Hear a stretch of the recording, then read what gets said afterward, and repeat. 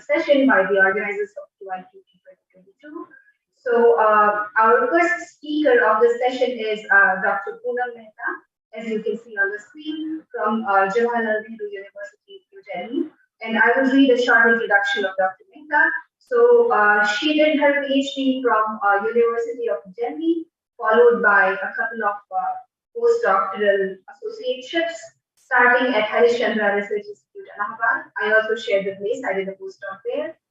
And then that was followed by working as a visiting scientist at Weizmann Institute of Science, Israel, and then research associate at Raman Research Institute, Bangalore. And that was followed by D.S. Kothari postdoctoral fellowship that was taken by her at the University of Delhi. And starting in 2013, she has been working as assistant professor at the School of Physical Sciences, Jawaharlal Nehru University. So as far as I can understand, by training, she's a theoretical high-energy physicist and neutrino physicist, and she also is interested in foundational and geometric aspects of quantum mechanics, which is probably why she's giving this lecture in this conference. Apart from this, she has bagged, of course, several scholarships, grants, and awards from different funding agencies. So yeah, without any further delay, I think I would like to invite Dr. Mehta to deliver her talk on exploring foundational aspects of quantum mechanics and high energy physics experiments. So welcome, Dr. Mehta. Thank you, Dr. Namrata Shukla.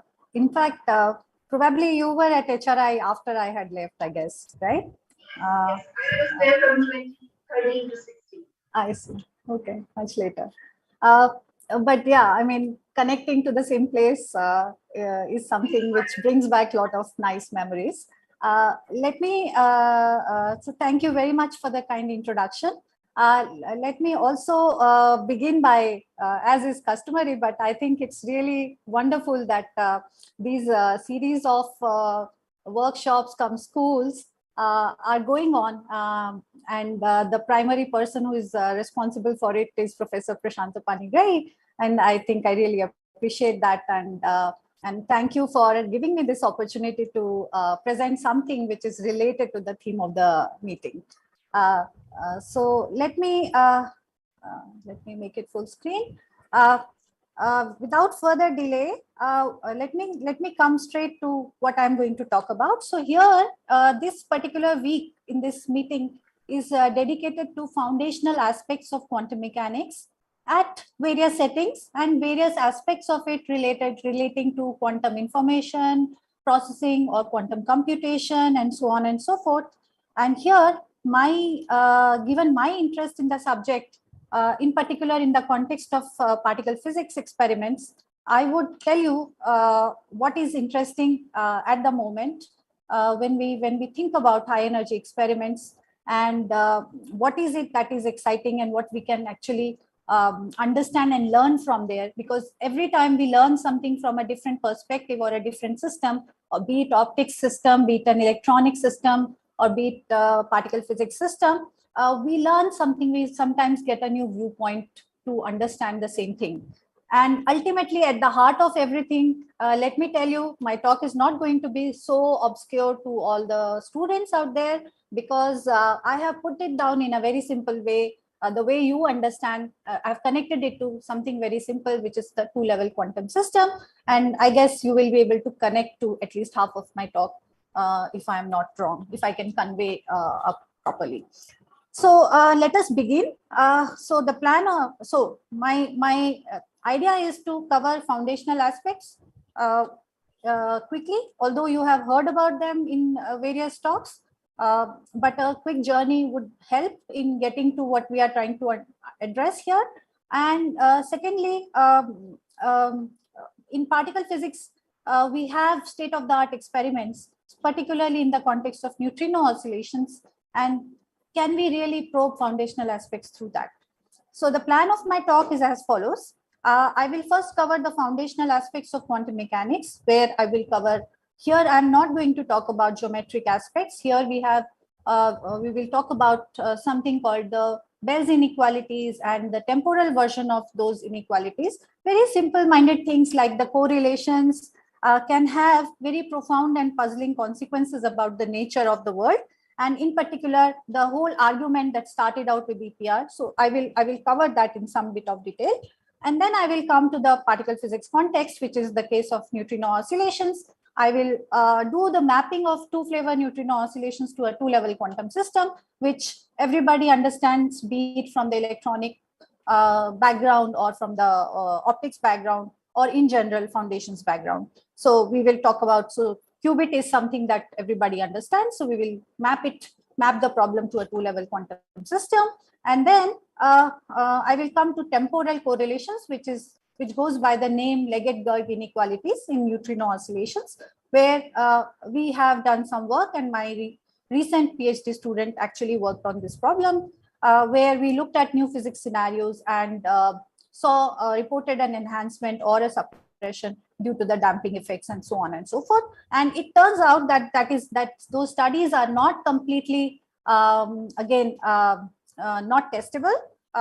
Recent experiments, one is a long baseline accelerator experiment called MINOS, and another one is a reactor experiment, where neutrinos are produced by various processes, different processes. They have both actually tested for the Leggett-Garg inequalities and found large violation of these inequalities. So it is very much timely and prudent to look at aspects due to new physics, or aspects that could be hiding within the standard oscillation framework. Maybe our foundational aspects would tell us something more about it, or something more interesting about it.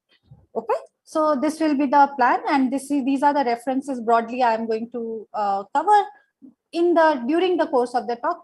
This talk is not all about these references.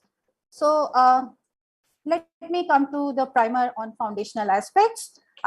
So as I said earlier, very simple-minded things like correlations have very interesting consequences when we think about what is the nature of the world, in particular, when we think about classical versus quantum viewpoint, and so on and so forth. The whole story started from EPR, Einstein, Podolsky, and Rosen, and to Bell and the CHSH inequalities, and then to the Leggett-Garg inequalities. So this first 10 minutes of my introduction is going to cover some important aspects related to the foundations of quantum mechanics. So around the time when quantum mechanics was being developed, there was this debate that started, or people thought, classically what we imagine when we think about measuring a quantity or something, classically when the point of view that is offered by classical physics. Just one moment, I'm not able to remove the chat window. I'm not able to see my slides. One moment. So in case there is a question, please do stop me at any time. I'll be happy to answer them as we go along. Okay. So the point of view offered by classical physics tells us that the physical properties of a given object exist independent of observation, because we think that the property is a well-defined thing, and measurement process simply discloses the physical properties of that object. I mean, that is the classical view, right? However, in quantum mechanics, we know that there is no physical property that exists independent of observation. You can think about the simple example of spin half. It can be spin up or spin down, right? Until and unless we measure and in which direction along, let's say sigma z direction, we cannot for sure say whether it was in the up state or the down state, right? So rather, such physical properties arise as a consequence of measurements that are performed on the system.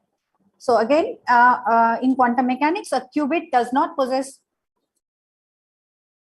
definite properties of, let's say, the spin in the z direction, which is denoted by sigma z, spin in the x direction, each of which can be revealed by performing appropriate measurement. Rather, it gives a set of rules which specify, given the state vector. So we need to have a state, and we need to think about an observable. What are the probabilities for the various measurement outcomes when the observable sigma z is measured, or when another observable like sigma x is measured, or a general superposition of sigma x, y, z, or whatever is measured, right? So that is what we know from quantum mechanics. The work of EPR essentially questioned this whole and challenged the quantum viewpoint and posed the question very interestingly and asked, can the quantum mechanical description of reality be considered complete? So here, of course, there are these heavy words which are localism, reality, and so on and so forth.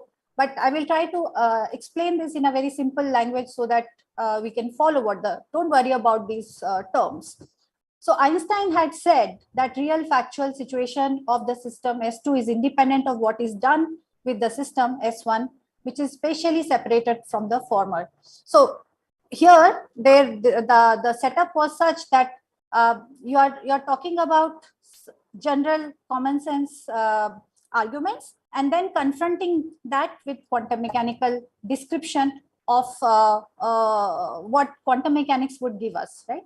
And the locality principle motivated by special relativity prohibits instantaneous action at a distance. Such a principle was implicitly invoked in the EPR argument because you cannot transfer information faster than the speed of light, right? So such a principle was invoked in EPR argument when it asserted that a measurement of particle 1 cannot affect the condition of spatially separated particle 2, since there is no interaction. Suppose there are two particles, A1 and 2, and they are far apart, and there is no interaction between the particles. Yet it was found that there is a perfect anti-correlation between the measures. So correlation told us that there is a perfect anti-correlation between. I'll come to an example and illustrate this statement. However, it was found that one could predict with certainty the outcome of measurement on the second particle by making a measurement on the first. They used the term element of reality to describe a physical property such that it is possible to predict with certainty its value just before the measurement. And this particular fact contradicted the view of quantum mechanics, according to which a particle would not have definite value of a property prior to the measurement. So here we are saying that there are two particles. We make the measurement on one and we have an outcome predicted for the second particle without even making the measurement. Whereas quantum mechanics tells us that that's not possible, right?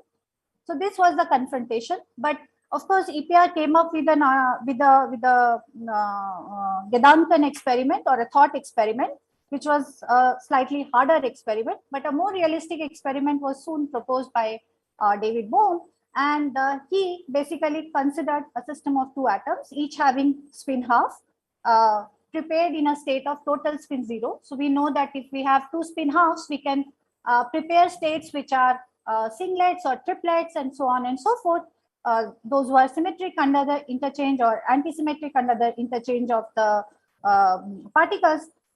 Here, one is considering a spin 0 overall total spin 0 state, and which is a singlet spin state vector denoted by this, right? So, and this is possible in certain excited states of some diatomic molecules. It's not completely obscure idea. So you have a spin up and a spin down. So plus and minus is denoting that, and you construct a state out of these, which is again root 1/2 is the normalization factor. So the particles are prepared like the state is singlet spin state vector is prepared like this, and then the particles are allowed to separate. When they are well beyond the range of interaction, we can measure the Z component, let's say Z component of the spin of the particle 1. Because total spin is 0, we can predict for sure that if with the spin of the Z component of the spin of particle 2 will have the opposite value to the Z component of the spin of particle 1.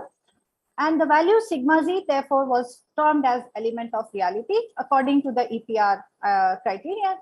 And so are any number of spin components, in fact, sigma X, sigma Y, or any combination of them, whichever if we pick a direction which is not exactly sigma Z or sigma X, it can be in the XZ plane or whatever.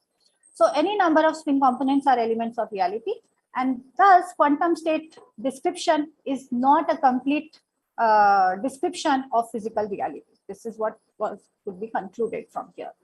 And if we think about spin correlation, it is here so far what we talked about is the spin correlation in the sigma Z direction, only in a particular direction. But in general, there could be correlations even if the directions are not aligned. So in arbitrary directions, we can write down again the singlet spin vector. But if we can think about this object, the state is the same singlet state. And then you have sigma A and sigma B. Again, here, let's assume that in psi naught, you have the spin up in the z direction, spin down in the z direction. And sigma A is a component of Pauli spin operator in the direction of a unit vector A.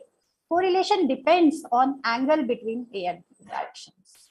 So this is minus instead of minus. So if A and B are the same direction, sigma z, then cos theta is 1. So it is -1, perfect anti-correlation, right?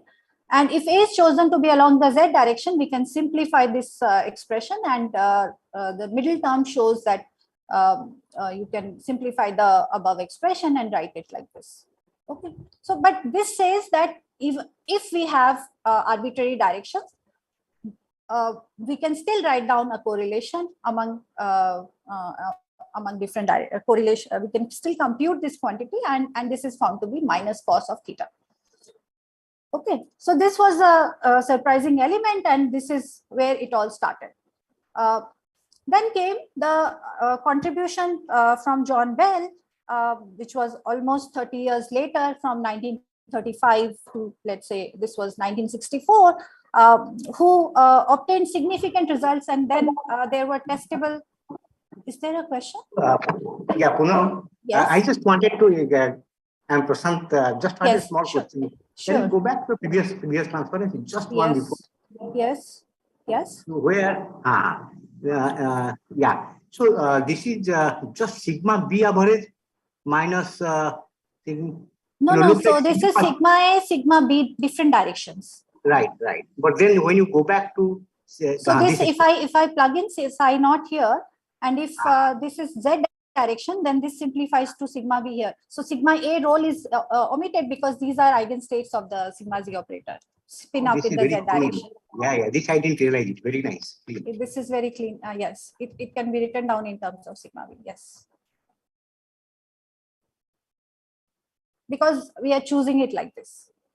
Please go ahead. Yeah, thanks. Okay, so then came the contribution from John Bell, and Bell basically revisited the EPR experiment in this year, 1964, and came up with, again, he assumed two things. One is realism, and another one locality. Again, these are terms. If we get into the philosophy of it, it's very hard to understand. At least I cannot understand them, but I look at an example and then it's easier to easy to follow. Physical properties. So realism means physical properties have definite value independent of observation. So this is again easy to comprehend. Locality means any measurement performed on A does not affect the measurement of B. So here then we are talking about total in a combined manner. These two things are called local realism. And to illustrate the idea proposed by Bell, so generally Alice Bob experiment is put forth. Here we are calling them Aspect, Brout and Clauser. So let's say, so there it was Charlie, right? So Charlie is the same as Clauser. Clauser prepares two particles, sends one to Aspect, another one to Brout. Both perform two distinct measurements of their respective particles they receive. So if you look at this diagram on the top right, this is the setup. So there are measurements that are being performed, and for simplicity, one assumes that, let's say there are different properties. Physical properties are denoted by PQ, PR, PS, and PT, and the values are denoted by Q, R, S, and T, which can, for simplicity, have only outcomes plus or minus 1. So algebraically, one can do a simple manipulation and get this for this object, which is plus and minus 2. And we can write down again in terms of probability and the mean value of the quantity. Then it can be shown that this mean value of QS measurement, the outcome is, if we write out in terms of the mean values, we will get inequality which is bounded by 2.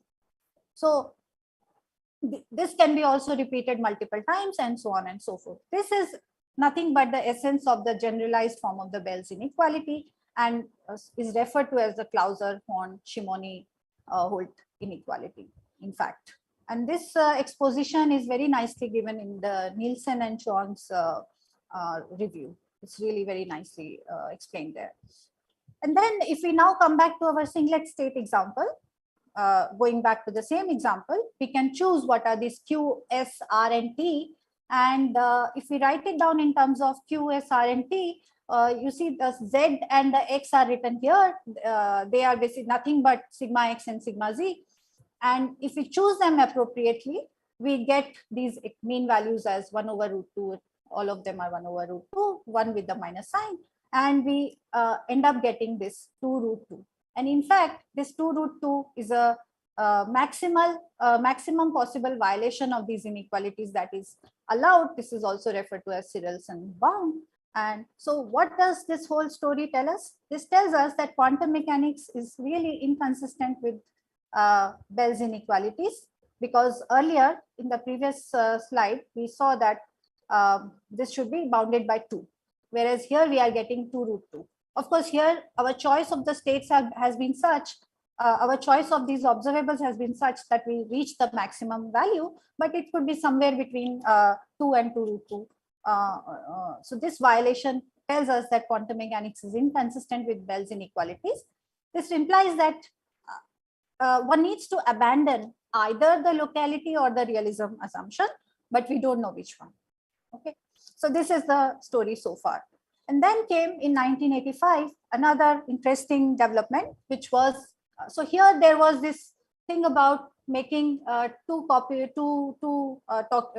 talking about correlation between two objects which are spatially separated.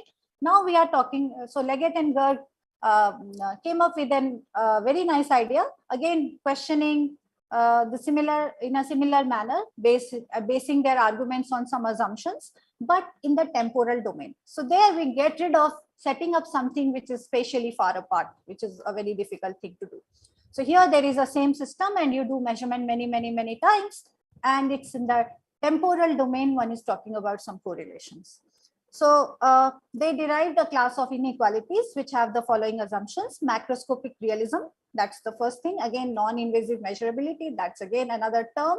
They are very heavy loaded terms, but to understand them simply, macroscopic realism implies that if we are talking about a macroscopic system with two or more macroscopically distinct states available to it, it will at all times be in one or either of these states. Non-invasive measurability means that it is possible in principle to determine which of the states the system is in it without affecting the states itself or the system's subsequent dynamics.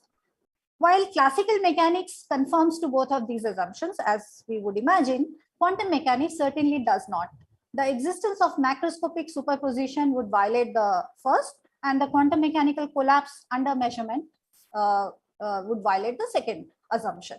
So one would imagine that, again, if we are trying to confront, if we think about something that's a purely quantum mechanical phenomena, that would violate the Leggett-Garg inequalities. And there is, in fact, a very strong formal analogy to the Bell's inequalities that we talked about earlier. And there we consider measurements occurring on two or more systems at space-like separation. Here in the Leggett-Garg context, one is considering repeated measurements at different times of a single observable on a single system, a time-like rather than a space-like separation between the measurements. So then we come to the formalism of LGI. How do we understand, like we looked at the Bell's inequalities, how do we set that inequality? So let us consider, so here one is considering an experiment with two outcomes. So a dichotomic observable which can have values +1 or -1. Only two states, two possible outcomes are possible. So, and then we make measurements along time at different times. So then we can define two time correlation functions, QTI, QTJ, which is written here. And if they are perfectly correlated, you would get Cij to be 1. Perfectly anti-correlated, you would get -1. No correlation, you will get 0. So Cij is lying between -1 and 1.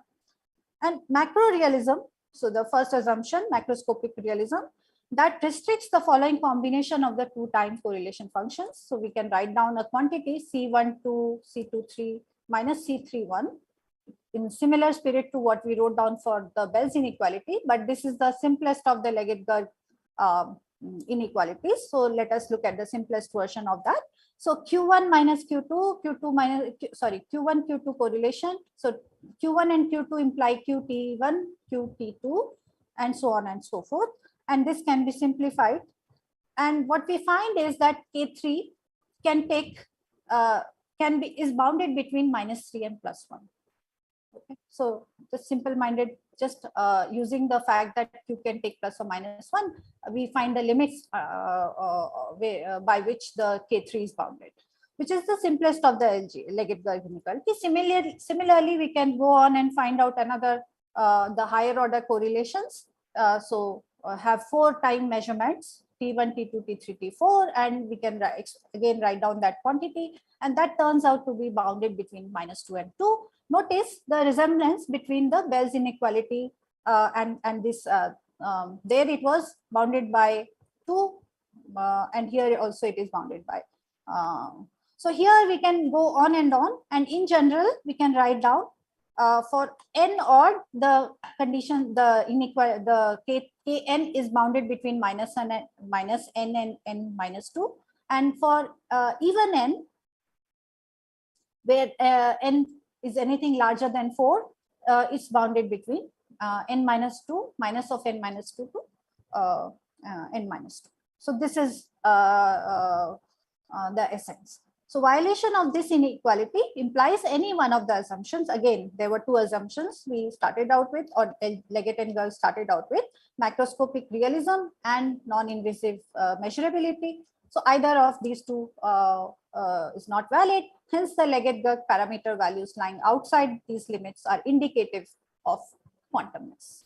So if we want to really establish that a given observed phenomena is quantum, then these inequalities would be violated.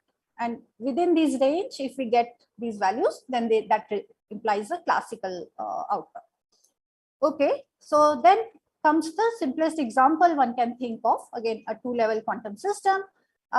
We can define the correlators in this particular way, and Qi is nothing but A dot sigma, and we can express, so here Ai and Aj are along 2 different, and theta m is the angle between the 2 A's that one is considering, and by some simplification, by basically using, there is something called stationarity assumption, which is automatically satisfied in the 2-state quantum system, but not really in the 3-level quantum system and so on. But here it turns out that it only depends on tau. Tau is nothing but the delta T component. So difference between the, so T1, T2 difference, T2, T3 difference, and T1, T3, T1 difference, and so on and so forth. So it turns out that it has a interesting form. So K3 has a form 2 cos omega tau minus cos 2 omega tau. K4 has a form which looks very similar to this. And if we plot them as a function of tau, so K3 has this structure and K4 has this structure. Okay. We can also, because Ks are nothing but composed of correlation functions, we can also see that how this shape, which is a double bump structure in the case of K3 on one side and in the case of K4 on both sides, comes up. I'll show that in the context of neutrino oscillations. But these are very much explainable, and this is what one would expect for any general 2-state quantum system, be it a spin half, be it if we are talking about any system, it will just give us this. Okay, having given this introduction, let me now come to neutrino oscillations, because this audience is not so much familiar with that. So I will just try to focus more on a 2-flavor neutrino case, which can be thought of as a 2-level quantum system, and hope that I'll be able to convey what we are trying to do in the neutrino context. Of course, 3-level quantum system is a generalization of that, and that, of course, the ideas can be extended. So here, the context is particle physics, and neutrinos are important fundamental particles, and we will consider them to explore questions pertaining to foundations of quantum mechanics. So idea of neutrino oscillation was actually proposed by Pontecarvo by thinking about symmetry between hadron and the leptonic sector. There was something called K0, K0 bar oscillation, which was found in the kaon sector. And thinking about that, he proposed that neutrinos could oscillate in 1957. But at that time, there was only one kind of neutrino that was discovered. So he suggested neutrino anti-neutrino oscillation. But that was later corrected very soon once the second neutrino was observed, the muon type of neutrino by Maki Nakagawa Sakata, who actually gave the first proposal of the concept of flavor mixing, not between neutrino and anti-neutrino, but between two flavors of neutrinos. Then, of course, Gribov and Pontecarvo also expressed that in terms of two known neutrino types and so on and so forth. So this is some historical comment about that. But why do neutrinos really oscillate? Interestingly, if you think about a spin-half system or any other optics states, generally it's very hard to, usually we think about preparing them in the eigenstate, as an eigenstate. Neutrinos are naturally endowed with an interesting thing, that they are produced and detected by weak interaction, but those are different from the stationary states of the Hamiltonian. So if we do not have the eigenstate, we naturally would expect that as time evolves, that state is going to change. So that is precisely the idea of neutrino flavor oscillation. Flavor of the neutrino changes as it propagates. In fact, they are linear superpositions. So one can write down, so this is a choice of bases. We can have flavor bases or stationary bases, and we can express them one in terms of other. This leads to the phenomena which is very similar to birefringence in optics, which depends on the properties of the medium. And oscillations can take place, unlike optics context where you require a non-trivial medium. Here, oscillation of neutrinos takes place even in vacuum. And that's very interesting and unique about neutrinos. In matter also, of course, oscillations happen, and they're driven by mass splittings and mixing angles, but they get modified due to something called charge current potential, which is about scattering of electron neutrino with electrons in the background. And for neutrinos, they interact very weakly. So their incoherent scattering cross-section is really very negligible.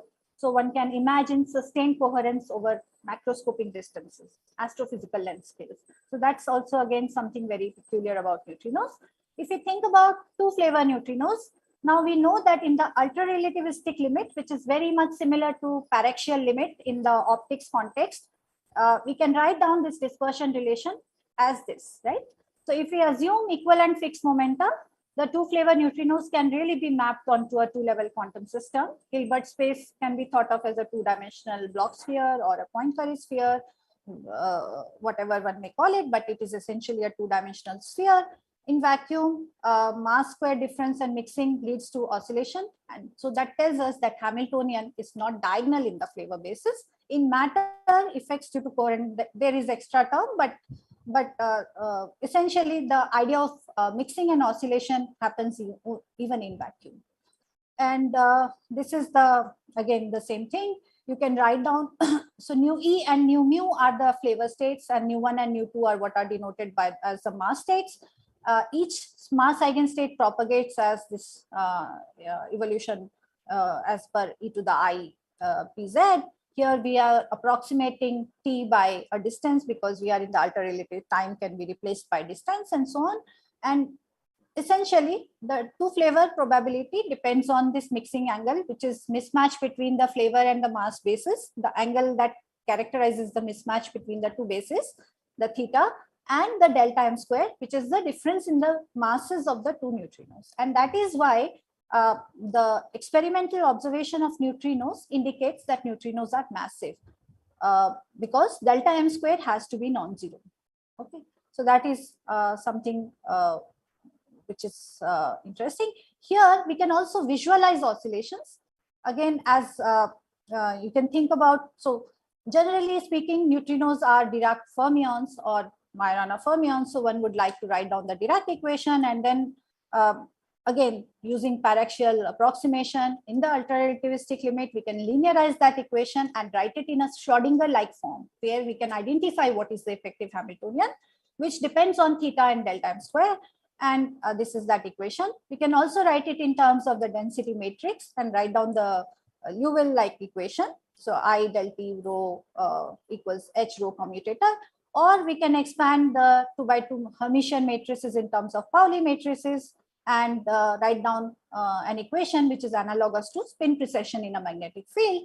And to visualize this, I am again coming back to that 2-dimensional sphere.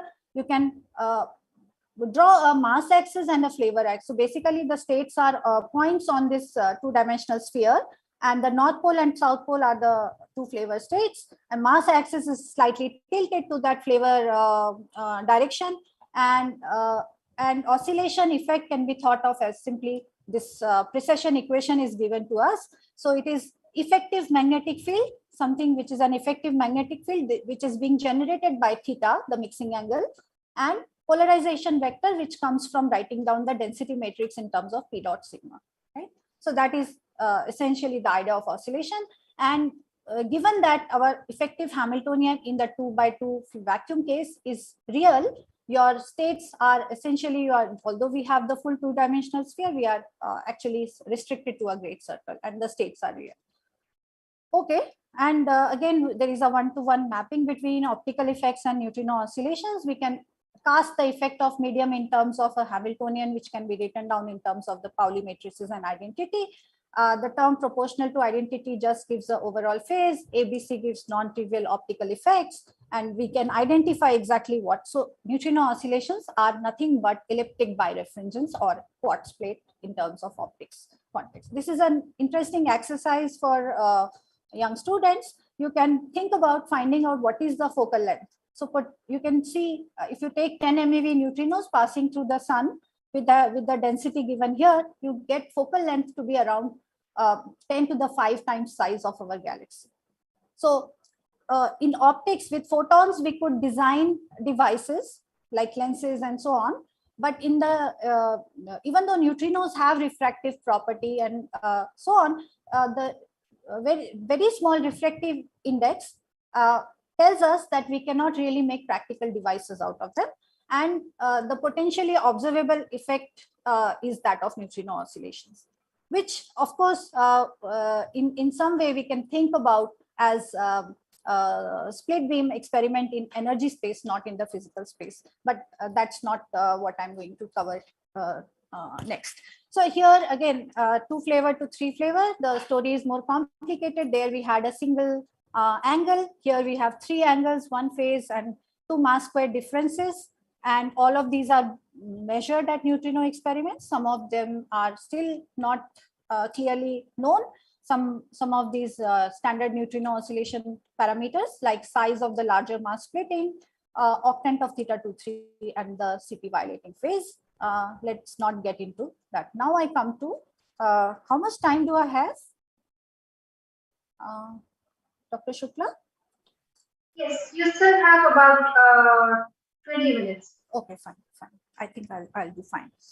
All right. So then I come to the tests of LGI in neutrino oscillations, and this is something which my student Shiba, who just recently finished her thesis, worked upon, along with another student, Tanmay, who was a master's project student, and he's soon going to go and join Colorado State University for his PhD. So we did something in this direction. But before that, again, so it is not completely obscure that people are, that one would worry about neutrino oscillations is a purely quantum mechanical phenomena. And we can map the problem as a 2-level or a 3-level quantum system and so on and so forth. So naturally, the question arises that can we test foundations of quantum mechanics like Bell's inequalities or Leggett-Garg inequalities in the neutrino oscillation context? And there are some groups who have been working on that.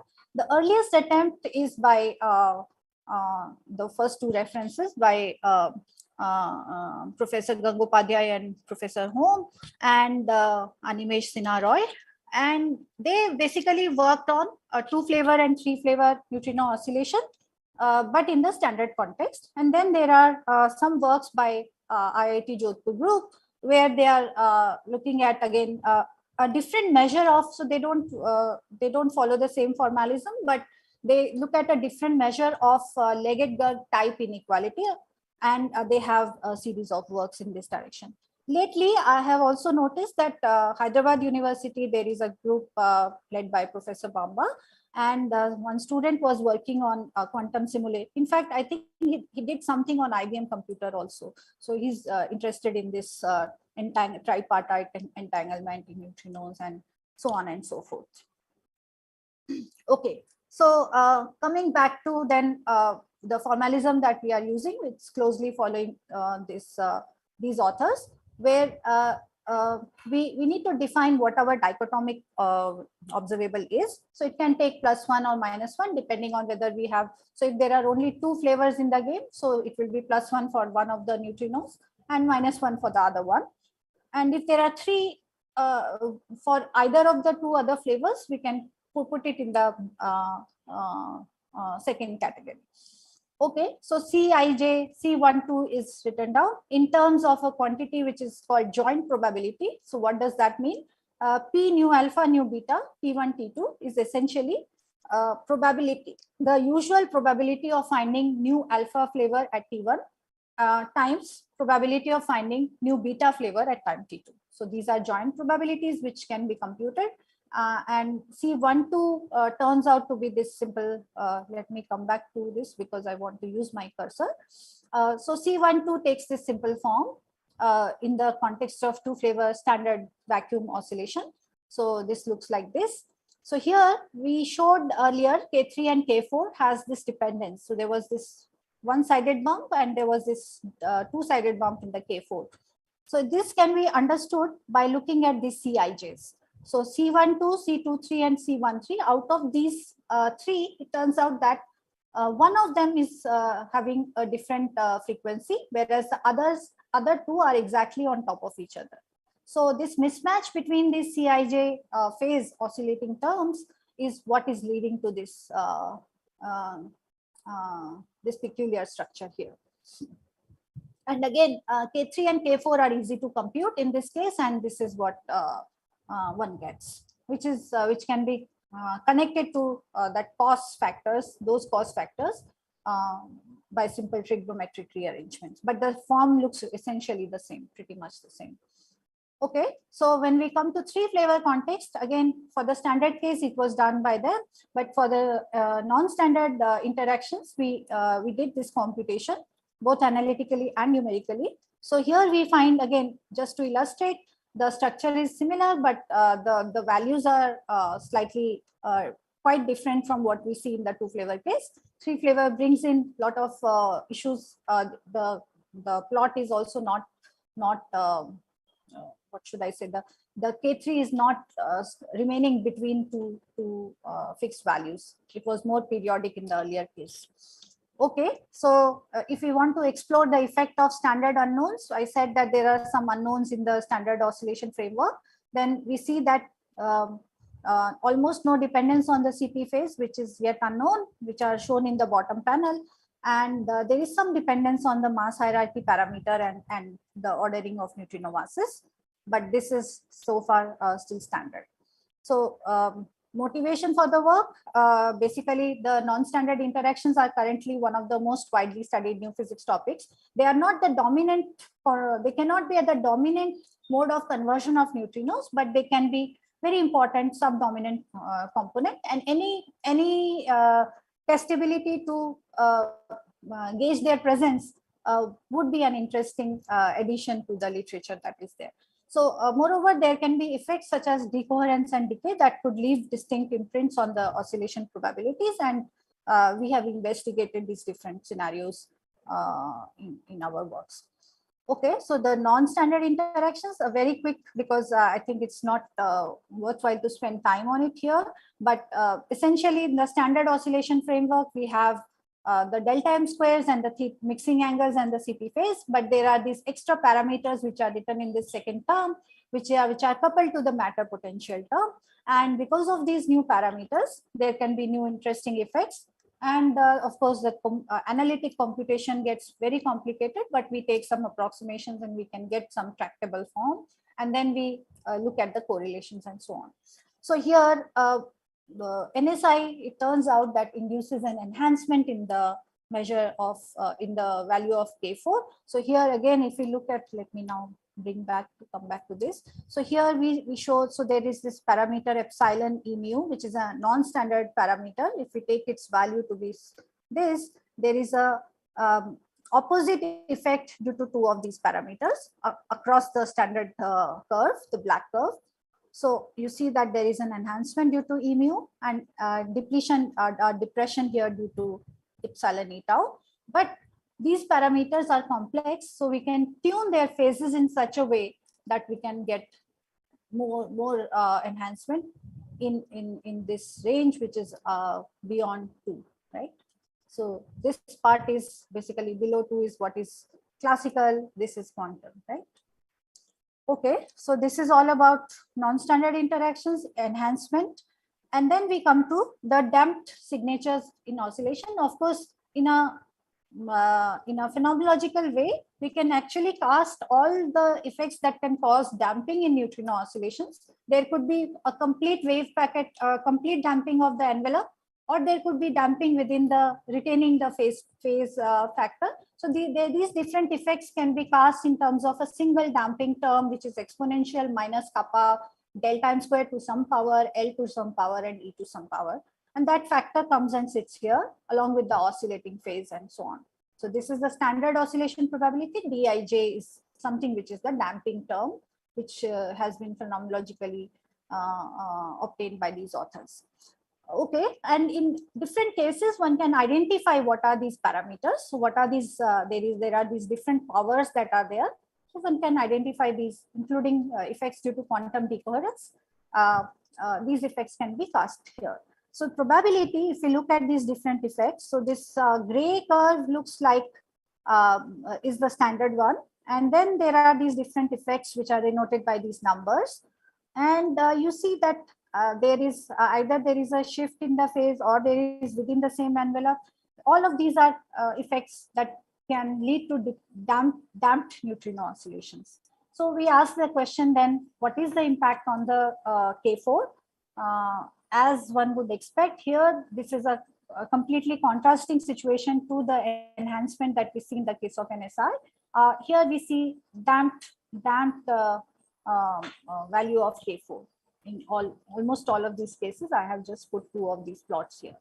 But now a more interesting thing that I want to come as a punchline of my talk is that neutrino experiments which have reached a very high level of precision have actually shown that there is a very high level of violation of this Leggett-Garg inequality, staying within the standard framework and staying within the 2-flavor approximation.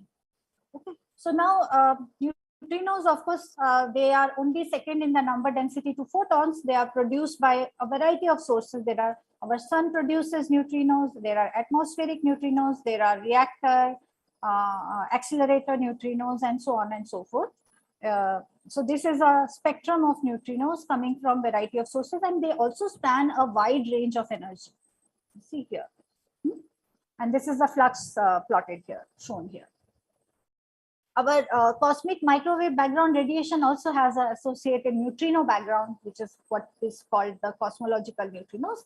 And at the very high energy end, you have cosmogenic neutrinos, 10 to the 18 electron volt, and so on and so forth. Okay, so that's the EeV energy. Okay, as far as experiments are concerned, if we think about showing them on a plane of energy and baseline, you see that there are 2 del time squares. So in the phase factor, some of the experiments are more prone to measure, more sensitive to this value of del time square, whereas some other experiments are sensitive to the smaller value of del time square. Okay, so these different classes of experiments are put down here. Atmospheric light here. These are again reactor experiments can access either this or this. And then there are these long baseline accelerator experiments, one of which I will show next in my in the measure of in the which has tested violation of LGI, which is placed somewhere over here only. Okay.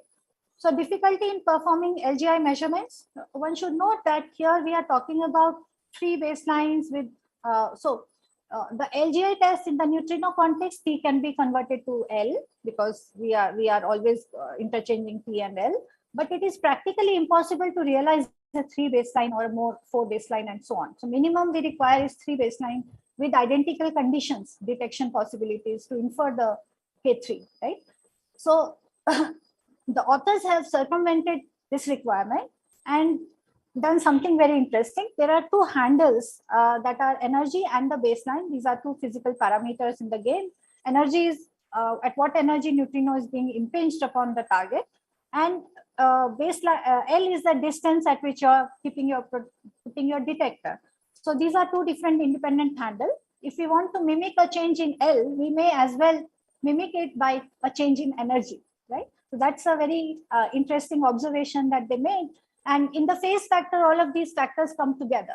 So this is how the Minos collaboration actually performed the test of LGI at this distance by selecting a set of energies for measurements that phases obeyed a certain sum rule.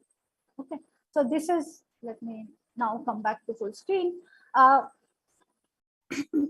So this is the PRL in 2016, and it was actually a featured article in physics as well when it appeared. So this is the paper. So basically they talked about this experiment where neutrinos are produced at Fermilab and they are measured at a detector underground in Sudan mine. Okay. That distance is 735 kilometers, and Minos experiment is basically sensitive to survival probability of the muon neutrinos that are, because NUMI accelerator produces neutrinos which are of muon type because it involves pion decay process which gives you a muon type neutrino, and then at the detector one is looking at what is the probability of mu mu to nu mu, survival probability. And accelerator provides a source of neutrinos with fixed baseline and an energy spectrum that peaks at a point corresponding to delta L over E, which is about this, close to a region where the survival probability reaches its first minimum. And the experimental design provides the ideal phase space to test for the LGI violation. Here, this is the plot of the survival probability. These are the data points. And what I was telling you just now is this: the phase factor has omega and Ti minus Tj minus Ti, which is nothing but omega is delta m square over 4e, this factor, energy. So there is m square factor, energy, and the T's. And T's are what we want to convert to distance, but that distance, it's very hard to tune the delta L's appropriately to have the LGI test, but energy is something that one can, so they use energy as a variable parameter, and then these phases obey a certain sum rule, compute the Cij and compute the K in terms, which is written in terms of these probabilities.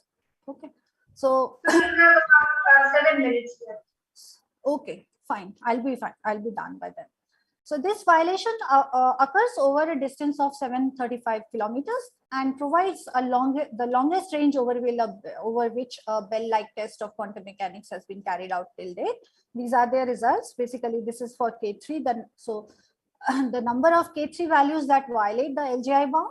And the red curve here shows the expected classical distribution, while the indigo shows the quantum. The arrow indicates the number of observed violation. So for K3, they say that it's 6.2 sigma deviation. For K4, they do a similar test. These are all data points, and these are expectations by doing some simulation. So classical region is of course below 2. Here, the red dots are what are classical expected outcome. The indigo ones are the ones that are quantum prediction, but the data is very strongly telling us that it is quantum. So this prediction is actually at a confidence level of 7 sigma. Again, another experiment, another completely different setting, looking at, so this experiment was important because it was the first experiment which gave a high significance measure of one of the angles of the mixing matrix called theta 1,3. And that experiment is basically, so there are reactor complexes, and there are different detectors. So ADs are the anti-neutrino detector, 1, 2, 3, there are 8 of them. Experimental halls are where they are placed, and the reactors, so these are nuclear power plants, LING-O, NPP, LING-O2, and there is Diaway nuclear power plant. Okay, so this is the arrangement, physical arrangement of the, so it measures survival probabilities of oscillating electron antineutrinos, because reactors always produce nu E bar, right? Electron antineutrino. And it consists of 3 experimental halls, which are connected by horizontal tunnels, and antineutrino detectors are installed, and there are detectors that are there to look for the neutrinos, to catch these neutrinos. Again, this is the survival probability. Again, they use exactly the same thing, but with the electron type survival probability. It covers a very different energy range in MeV. Reactor neutrinos come in energies of MeV. And again, what they find is, again, very large violation of Leggett-Garg inequality at this Diaway experiment. Okay, so now I come to the summary of my talk. Basically, foundations of quantum mechanics is a very active area of research, most widely studied in the optics and the electronic context. I would say that neutrino oscillations provide us with an ideal platform to look for such violations at macroscopic distances that might not be accessible in other contexts. And foundational aspects and tests may allow for indirect tests for new physics, such as NSIs or effects that could cause damping. And if we can constrain these effects better and better through these precise tests, then that would be very advantageous. High energy physics experiments, specifically oscillations, have reached the level of precision to allow for stringent tests of temporal inequalities of the Leggett-Garg type.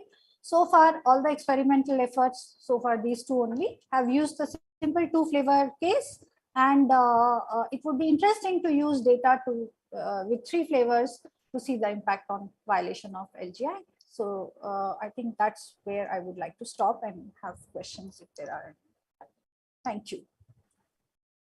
Okay, thank you very much for the talk. If we have questions, we can take them. So please unmute yourself and ask questions if you do have one.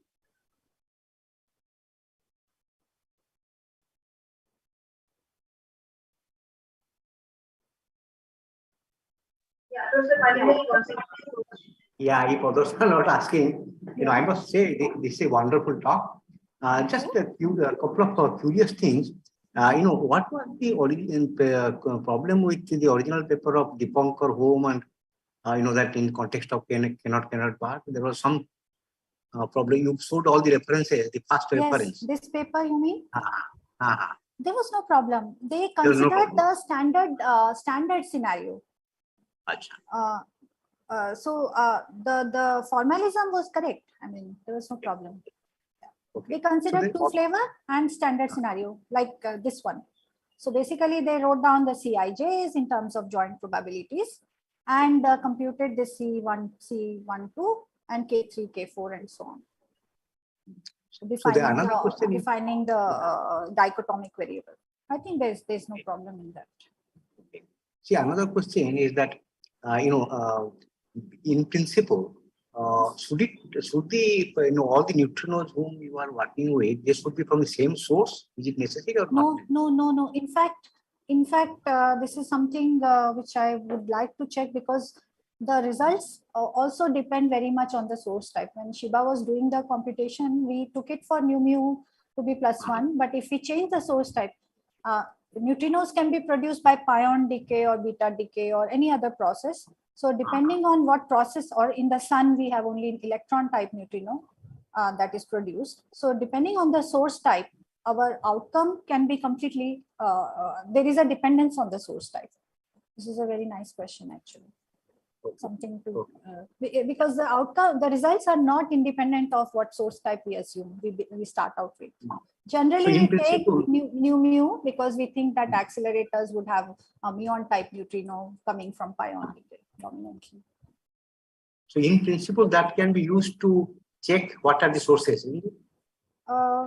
source we kind of know, because if it is a man-made experiment, like if it is an accelerated experiment, we pretty much know that pion decay dominantly tells us. So it will not be a separate check for that, but it can, I mean, it will indicate the outcome will depend on that.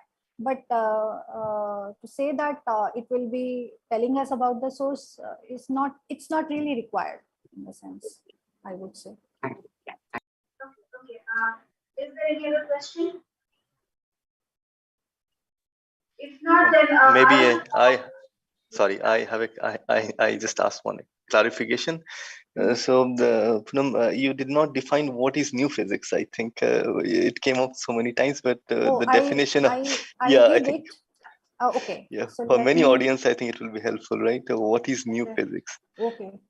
So so the standard treatment of neutrino oscillation only requires that neutrinos are massive. If you look at the vacuum oscillation expression, which is given here, this only requires that delta m square is not equal to 0, which is also new physics, because when the standard model was written down by Glashow, Weinberg, and Salam, they assumed neutrinos to be massless.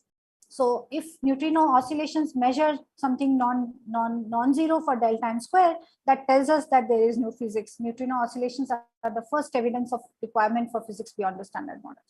However, when we talk about interactions or when we talk about propagation effects, we always take standard effects. Like all of these studies have considered standard effects in oscillations. New physics, what we mean by that is that, so standard physics is very much vindicated by the state-of-the-art neutrino oscillation experiments, yet there could be some subdominant effects which could impact our findings of oscillation, simply because our precision has become very large. I mean, we have very highly precise experiments which can measure to very high point of let's say. So even if there is a small amount of something else lurking around, that it's very much possible to figure that out. So given that, there is a scenario which is called non-standard interactions, which is that of going beyond the standard interactions, but in a minimal way, by introducing some terms which are tiny. That's why they're written like epsilons. So this is a very widely studied framework of non-standard interactions, and their impact on neutrino oscillations has also been studied. So given that there are dependencies on these new parameters, we see that there is some effect on the probabilities, and therefore one would expect that there is effect on the joint probabilities and the correlations and so on. Same way, if quantum decoherence effects or damping effects are taken into account, there are also effects that that affects the probability, like in this way, probability gets damped either as an envelope or within the retaining the phase factor. So there are different kinds of effects like this. So these are what I call new physics in these studies. Is that since others are not asking, can I ask one more question? Sure. Yeah. Okay. I mean, I understand sci-fi is science fiction kind of question. So, for example, is it possible to communicate through neutrinos? For example, in the Earth, in Fermilab to the Professor Sandeep Pakwasa, he had written something about galactic communication using neutrinos. Oh, I see. Yeah, it was like science fiction, but those guys got together. I can send you that paper. That's interesting. Okay, that will double. Thank you so much. Yes. It's really science fiction, but who knows? Maybe that becomes a reality. Dr. Mehta, I have a question. Yeah, please. So on this very slide where you are right now, where you show the oscillation probabilities for these two favored cases, right? For different damping cases. So I see the case 2A and 2B here. Yes. And I wonder why they are so different. So what is so special about the 2B case? Okay, good that you asked. Now I can go to my backup slides. 2 is basically quantum decoherence, which is characterized by this kind of dependence on L and E. Okay, and there is this delta m square and there is kappa. So there are, of course, when we talk about quantum decoherence, let me see if I have it. I think I had, yes. So generally we write it like this, and we don't know what these parameters are. So we can actually write down a lot of cases, depending on which of these parameters are non-zero. Okay, so this is the computation using density matrices, and those 2A and 2B essentially correspond to some of these subcases. But I was just wondering why 2B is looking so different when because you see, if I show you here the probability, okay, so this one is one of the cases where we plug in, so this is a damping in front of the cosine factor here, whereas in another case, I don't remember which one that is, but there are these extra factors here, or there are these factors omega, beta, and then some other factors are there. So those give damping in a very different form. Not only they give damping in a very different form, when we take the long time limit, we do not always get 1/2, the steady state limit. It depends on whether we have exponentially suppressed terms in this exponentiated matrix. Mathematically that makes sense, but I was just wondering if it has anything to do with energy conservation or stuff like that. Yeah, it has some, because some of these elements being zero and non-zero are also related to case where conservation of energy. You are right. Yes, it has something to do with that. Okay. So yeah, thank you so much. Do we have any other questions? We still have a chance to ask the speaker. Okay, so if not, then let's thank Dr. Mehta for spending time for such a wonderful talk. It was really, really informative. Thank you so much.